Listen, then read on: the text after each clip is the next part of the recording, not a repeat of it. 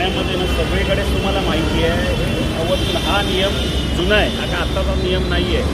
ज्यावेळेला हे बॅच काढायला जातात त्यावेळेला आहे ना मराठी येतं की नाही बघितल्यानंतरच त्यांना तो बॅच दिला जातो. परंतु आता हे काय जे राजकारण चाललं आहे हे काही ठराविक पक्षाची लोक हे करत आहेत.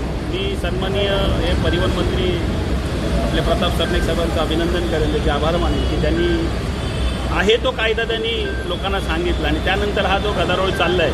राजसाहेब किती वर्ष बोलत आहेत. आता जे इथेही कष्टकरी मंडळी आहेत, इथे सगळे परप्रांतीय वगैरे आहेत, त्यांच्या बिचारांच्या मनात हे असलं काय राजकारण नाही आहे.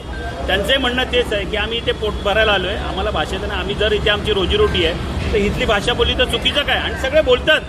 आम्ही त्यांना सांगितलं आता रिक्षामध्ये जेव्हा एखादा कोण तुमचा पॅसेंजर बसतो त्याला बसल्या बसल्या नमस्कार, नमस्कार दादा, नमस्कार ताई, जो कोण असेल त्याला पहिला नमस्कार करा, त्यांनाही वाटेल.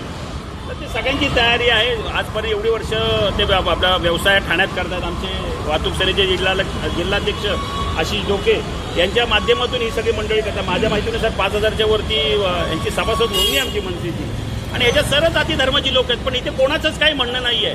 पण काही ठराविक लोक हे जातीचं तेढ निर्माण करत आहेत आणि हे राजकारण करत आहेत. तर हे राजकारण त्यांना आम्ही इथे होऊ देणार नाही. इथे आमची ही सगळी मंडळी आहे, यांच्यासोबत आहोत. हे आमचे बंधू आहेत, आमचे भाऊ आहेत, यांच्याजवळ नको. पण जो कोण राजकारण करेल तर त्याला माहिती आहे मनसे कुठल्या पद्धतीत, त्याचा गाल आणि आमचा हात, त्या दोघांचा मिलाप नक्की होणार.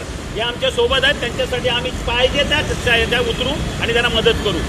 आम्हाला इथे कुठलाही जाती धर्म जात धर्म बघायचा नाही. जो मराठी बोलणार तो आमचा. तर आमची सगळ्यांना विनंती आहे की हसत खेळत गुन्हा गोविंदाने आपण राहूया. आणि हे सगळ्यांनी मान्य केलं आहे आणि आमचे जे सभासद आहेत ते तर करतात. तरी पण आज आम्ही हे स्टिकर्स लावले आहेत, बरेचसे स्टिकर्स लावायचे आहेत. आता सुरुवात केली आहे. ही सगळी मंडळी आपापल्या स्टँडवर जाऊन स्टिकर लावतील. आलेल्या माणसाला आमचा जो स्टँडचा माणूस आहे पहिला नमस्कार पण देखील करेल असं आम्ही त्यांना सांगितलं आहे. आणि या ठाण्यामध्ये त्यांनी चांगल्या पद्धतीने व्यवसाय करावा असंच माझी विनंती आहे. काही रिक्षा चालक संपाच्या तयारीत आहेत. संपाच्या तयारीत त्यांनी जावं ना. मग तुम्हाला बोललो ना, ज्या दिवशी संप असेल त्या दिवशी ते आणि आम्ही आहोत. तुम्ही खाता इथे शरम नाही वाटत? इथे महाराष्ट्रात राहताय, खाताय, तुमचा पूर्ण परिवार इथे तुमचा पोहोचतोय महाराष्ट्रात. कोणाच्या जीवावर? महाराष्ट्राच्या जीवावर ना. मग महाराष्ट्राची भाषा बोलायला तुम्हाला लाज कसली वाटते? आम्ही कुठे सांगतो तुम्ही हे करा, पण मराठी बोला ना बाबा. आलेला नमस्कार किंवा एवढं तर बोला मी मराठी शिकेन.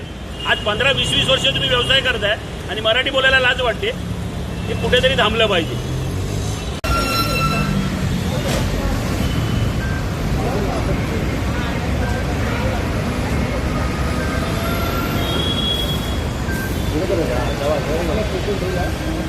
Ano